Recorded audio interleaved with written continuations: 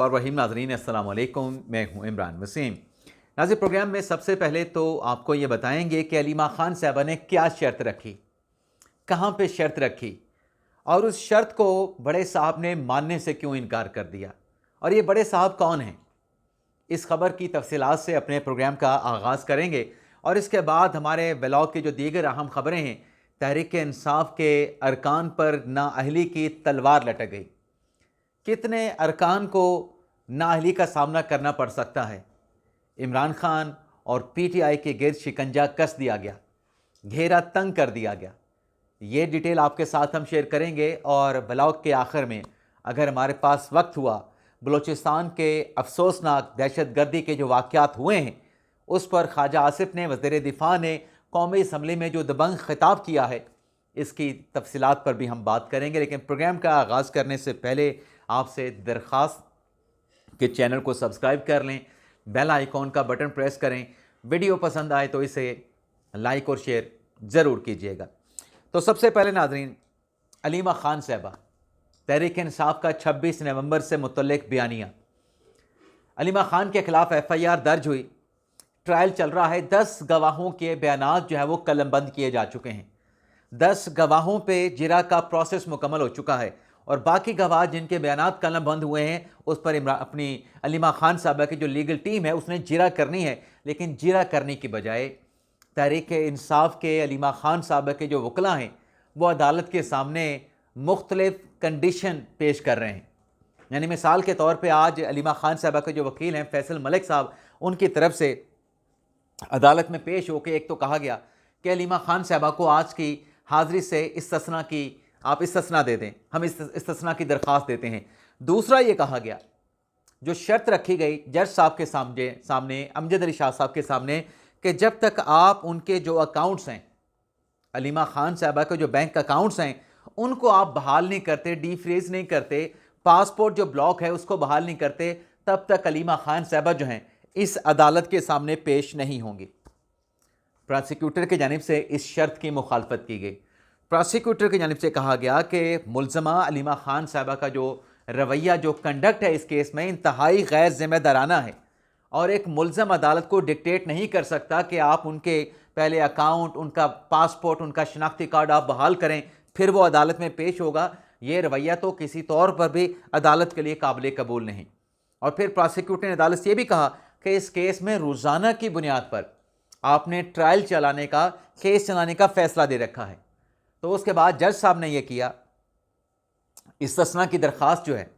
वो मुस्तरद कर दी गई और जो शर्त रखी गई कि अलीमा ख़ान साहबा पेश होंगी और इस सूरत में पेश होंगी कि पहले उनके अकाउंट्स बहाल करें। जज साहब ने हुक्म दिया कि पहले अलीमा ख़ान साहबा को पेश होना होगा। उनकी शर्त नहीं मानी गई अदालत में और कहा गया कि पहले वो पेश हों, फिर बाद में अकाउंट डीफ्रीज करने की, शनाख्ती कार्ड जो है ब्लॉक है उसकी रेस्टोरेशन की आप बाद में बात कीजिएगा। और रावलपिंडी पुलिस को हुक्म दिया गया कि अलीमा ख़ान साहबा को गिरफ्तार करके पेश किया जाए और अदालत ने उनके नाकाबिले ज़मानत अरेस्ट वारंट जो है वो अदालत की जानिब से जारी कर दिया गया। और जो जामिन है इस केस में अलीमा ख़ान साहबा का, उसको भी नोटिस कर दिया गया कि आके बताएं, आपने अलीमा ख़ान साहबा की ज़मानत दी है लेकिन आपके जामिन होने के बावजूद, आपकी गारंटी के बावजूद मुल्ज़मा अदालत में पेश नहीं हो रही। तो कल तक इस केस की समाअत को मुलतवी कर दिया गया, शर्त नहीं मानी गई। बड़े साहब जो हैं वो जज साहब हैं, ज़ाहिर सी बात है कि जज हमेशा बड़े होते हैं। अब आ जाते हैं नाज़रीन, तहरीक इंसाफ की बात कर लेते हैं। तहरीक इंसाफ के अरकान पर जो नाअहली की तलवार लटकी है, इस खबर की बात कर लेते हैं। नाज़रीन, आपको याद होगा कि इमरान खान साहब के ख़िलाफ़ जो तोशा खाना का रेफरेंस था, उस तोशा खाना के रेफरेंस की जब इलेक्शन कमीशन में समाअत हुई, सिकंदर सुल्तान राजा साहब ने की और इमरान खान साहब जो हैं NA-95 मियाँ वाली की सीट से जो है डिसक्वालीफाई करार पाए और फिर उसी इलेक्शन कमीशन के फैसले की बुनियाद पर इमरान खान के ख़िलाफ़ तोशा खाना का फौजदारी केस बना और इमरान खान साहब की पहली गिरफ्तारी तोशा खाना के फौजदारी शिकायत के केस में कन्विक्शन के बाद हुई थी। उसके बाद तो बाकी केसेस तो बाद में आए ना। इसी तरीके से नाज़रीन, जब इमरान खान साहब वज़ीर आज़म थे, उनका जो केस है उनके वज़ारत उज़्मा के दौरान और वज़ीर आज़म बनने से पहले इलेक्शन कमीशन में फ़ॉरेन फंडिंग का केस चलता रहा, फ़ॉरेन ममूना फंडिंग का केस चलता रहा, लेकिन अल्टीमेटली जाके जब इमरान खान साहब वज़ीर आज़म नहीं थे, लेकिन सिकंदर सुल्तान राजा साहब ही चीफ इलेक्शन कमिश्नर थे, पाकिस्तान तहरीक इंसाफ की जो फॉरेन फंडिंग है उस केस का इलेक्शन कमीशन ने फैसला कर दिया, जिसमें यह लिखा गया इस फैसले में कि पाकिस्तान तहरीक इंसाफ ने $21 लाख की ममनुआ गैर कानूनी फंडिंग ली है, जो कि कानून के मुताबिक तहरीक इंसाफ नहीं ले सकती थी। अब इलेक्शन कमीशन के इस फैसले के बाद हुआ ये कि वफाकी हुकूमत ने यह मामला इंक्वायरी के लिए FIA को रेफ़र कर दिया। अब FIA ने इंक्वायरी करके चलान जमा कराना था अदालत में। आज नाज़रीन इस केस में यह हुआ है कि जो जज साहब हैं अब्दुल गफूर काकड़ साहब, उनकी तरफ से FIA को हुक्म दिया गया है, बल्कि 48 घंटे सिर्फ दिए गए हैं कि आप इस केस में मुल्ज़मान के ख़िलाफ़ जो चलान है वो दाखिल करें। अब जो प्रोसिक्यूटर थे FIA के वासिक मलिक साहब, उनकी तरफ से कहा गया कि आप हमें 7 से 10 दिन का टाइम दे दें, मुल्ज़मान के ख़िलाफ़ जो चलान है वो जमा करवा दिया जाएगा। जज साहब की तरफ से कहा गया कि ये केस आज का तो नहीं, 2022 से ये केस चल रहा है, बताया जाए कि अभी तक आपने चलान दाखिल क्यों नहीं किया। और फिर जज साहब की तरफ से कहा गया कि देखें, इस केस में तफ्तीशी आइंदा समात पे जो कि 48 घंटों की मोहलत दी गई है, मुल्ज़मान के ख़िलाफ़ चलान लेके आए, और अगर चलान ना आया तो जो DG FIA हैं उन्हें ज़ाती हैसियत में बुलाया जाएगा। अब अदालत ने इस केस की समाअत 4 फरवरी तक मुलतवी कर दी है, लेकिन यह केस कैसे तहरीक इंसाफ के अरकान को नाअहलियत तक ले जा सकता है। तो इसमें आप ये देखें कि एक चलान जो इश्तिहारी मुल्ज़मान हैं, मुल्ज़मान टोटल कितने हैं? इमरान खान साहब को अक्यूज़ बनाया गया है,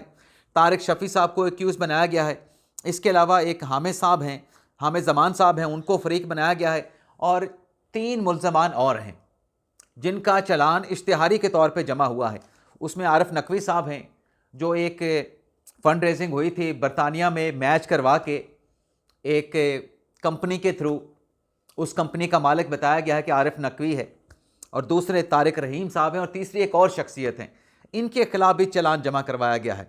अब इसमें जो मामला सामने आया है वो $21 लाख की बेज़ाब्तिगियों का आया है, गैर कानूनी ममनुआ फंडिंग का इसमें जो है वो मामला सामने आया है। अब 48 घंटों में FIA चलान जमा करवाए या चलान जमा ना कराए, लेकिन अल्टीमेटली जब चलान जमा होगा तो इस केस में होगा क्या? जैसे मैंने तोशा खाना केस का हवाला दिया ना कि इलेक्शन कमीशन ने इमरान खान साहब को NA 95 तोशा खाना के केस में अपने तहाइफ जो है वो जाहिर ना करने पर डिस्क्वालीफाई किया, यह भी उसी नोयत का केस है। इलेक्शन कमीशन के फैसले के बाद इलेक्शन कमीशन के फैसले का आफ्टर शूट है, फौजदारी कार्रवाई है ममनुआ फंडिंग पे, गैर कानूनी फंडिंग पे। इसमें जब ट्रायल चलेगा FIA की अदालत में, जब केस चलेगा, और इसमें क्योंकि तमाम चीज़ें डॉक्यूमेंटेड होती हैं जो कि इलेक्शन कमीशन के सामने पेश की गई, तहरीक इंसाफ ने भी अपना कुछ रिकॉर्ड पेश किया, और जो ज़्यादातर रिकॉर्ड आया अकबर एस बाबर इस केस में, जो PTI के बानी रहनुमाओं में से हैं, उन्होंने ये केस लड़ा था इलेक्शन कमीशन में, और बहुत पुराना लड़ रहे थे। इमरान खान साहब के वज़ीर-ए-आज़म बनने से पहले उन्होंने तहरीक इंसाफ के माली मामलात को इलेक्शन कमीशन में चैलेंज किया था।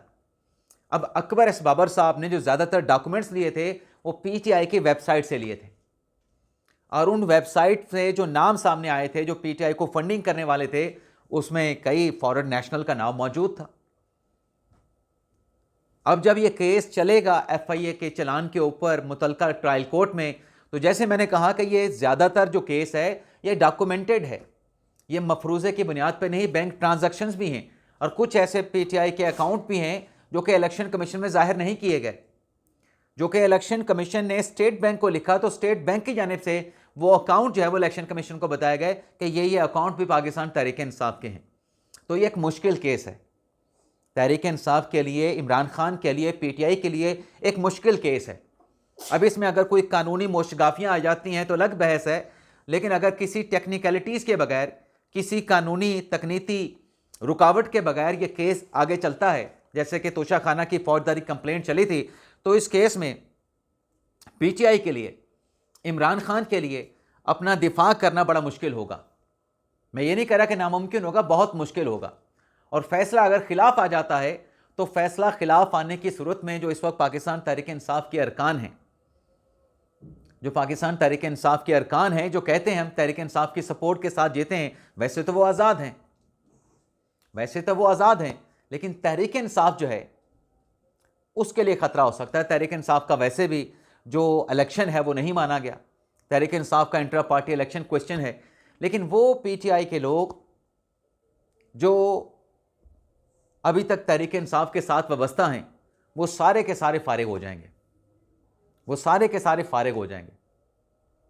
पीटीआई ख़त्म हो जाएगी अगर ये फैसला आता है ट्रायल कोर्ट से, तो फिर वफाकी हुकूमत इसके ऊपर फर्दर इस मामले को लेके चलेगी और फिर ये मामला आईनी अदालत में आएगा कि तहरीक इंसाफ के ऊपर फॉरेन फंडिंग साबित हुई है, तो लिहाजा इस जमात को फारिग किया जाए। तो तहरीक इंसाफ के जो अरकान हैं, जो ऑफिस बेरियर बनाए गए थे, जो मुंतखब हुए थे इलेक्शन से, तो वो आज़ाद हैसियत में जीत गए, इलेक्शन में तो आज़ाद हैसियत में जीत गए, लेकिन जो पीटीआई के ऑफिस के जो नुमाइंदे बने थे, जैसे बैरिस्टर गौर साहब चेयरमैन बन गए, बाकी और थे, वो भी फारिग हो जाएंगे और पीटीआई बतौर जमात उसको भी तहलील करने का एक यूं समझें कि इम्कान पैदा हो गया। तो ये एक नाज़रीन चीज़ है। इसके साथ साथ नाज़रीन, जो बलूचिस्तान में अफसोसनाक दहशतगर्दी के वाक़यात पेश आए, जिसमें अब तक 200 से ज़्यादा जो दहशतगर्द हैं,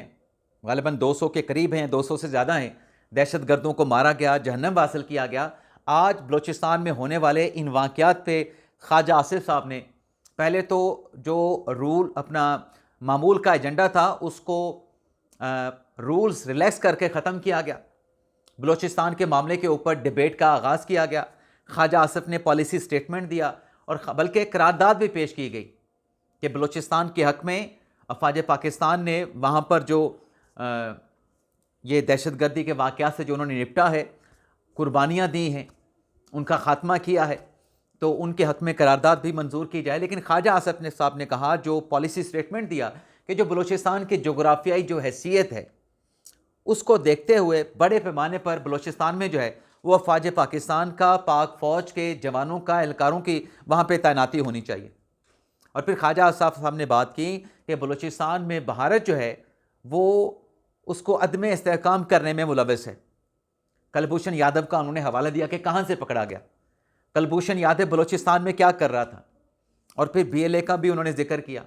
कि बीएलए दरअसल बलूचिस्तान में कर क्या रही है और बीएलए में शामिल जो लोग हैं वो डाकू, डकैत, दहशतगर्द हैं। और फिर उनकी तरफ से कहा गया कि लापता अफराद का जो मामला है, ये जो दहशतगर्द बलूचिस्तान में मारे गए हैं, जो बलूचिस्तान के मुख्तलिफ मकामात के ऊपर टेररिस्ट अटैक किए गए, उसमें ऐसे लोग भी थे जिनका नाम लापता अफराद में था, लेकिन वो दहशतगर्द बन के इदारों के ऊपर, सिक्योरिटी फोर्सेस पे, मासूम शहरियों पे हमला करने के लिए आए थे। और फिर असले की बात पे कि उनके पास असला कैसे है। ख्वाजा आसिफ साहब ने बताया कि एक जो गन है वो 20 लाख रुपए की है, उस पर जो लेज़र लगता है जिससे आप देखते हैं वो भी कोई 5-6 हज़ार डॉलर का है। तो ख्वाजा आसिफ साहब ने कहा कि इतना महंगा जदीद असला तो हमारी फ़ौज के पास नहीं, इनके पास ये असला कहाँ से आया, इनको कौन फंड कर रहा है बीएलए वालों को। और फिर आगे चल के ख्वाजा आसिफ साहब ने जो स्मगलिंग है, जो ईरानी तेल स्मगलिंग होता है, उस ईरानी तेल की स्मगलिंग के कारोबार में कितना पैसा बनाया जाता है और बलूचिस्तान को अदम इस्तेहकाम का शिकार करने में इस स्मगलिंग का क्या रोल है, उसके ऊपर भी उन्होंने रोशनी डाली है। बड़ा दबंग खिताब था ख्वाजा आसिफ साहब का जो आज उन्होंने बलूचिस्तान में किया। और उन्होंने कहा कि बलूचिस्तान के मामले पे जो दहशतगर्दी के खिलाफ जो जंग है, तमाम सियासी इख्तलाफात को भुला के हमें इकट्ठा होना चाहिए। ये उन्होंने आज ऐवान में बात की है। इसके अलावा नाजरीन, पाकिस्तान तहरीक इंसाफ की आज पार्लिमानी कमेटी का इजलास भी हुआ है खैबर पख्तूनख्वा हाउस में, जिसमें सोहेल अफरीद साहब भी शरीक हुए।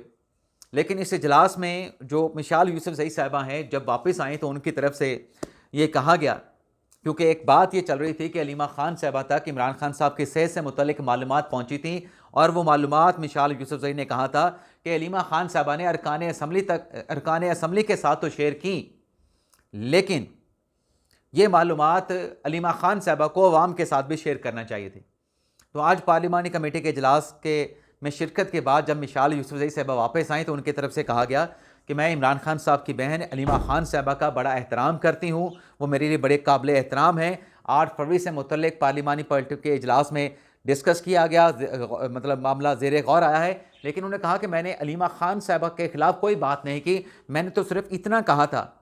कि जो मालूमात इमरान खान साहब की सेहत से मुतल्लिक उनकी बहन अलीमा खान साहबा तक पहुंची हैं और वो मालूमात उन्होंने पार्टी के जो अरकान कौमी असम्बली हैं या सेनेटर हैं या सूबाई असम्बली के अरकान के साथ शेयर की है। मैंने तो सिर्फ इतना कहा था कि वो मालूमात अलीमा खान साहबा को, अवाम को भी बताना चाहिए थी कि इमरान खान साहब की जो सेहत से मुतल्लिक मीडिया पे बातें की जा रही हैं, जो अवाम तक बातें पहुँच रही हैं, दरअसल हकीकत क्या है। मैंने तो ये कहा था कि वो बात अवाम तक भी अलीमा खान साहबा को पहुँचानी चाहिए थी, अवाम को बतानी चाहिए थी। तो आप इसे अंदाज़ा कर लें कि तहरीक इंसाफ में इख्तलाफात जो है वो कितने हैं कि हर शख्स को अपने कही गई बात की वजाहत, उस पर जवाबदेही उसकी होती है, उसकी बास पर्स होती है, उसको एक्सप्लेनेशन देनी पड़ती है।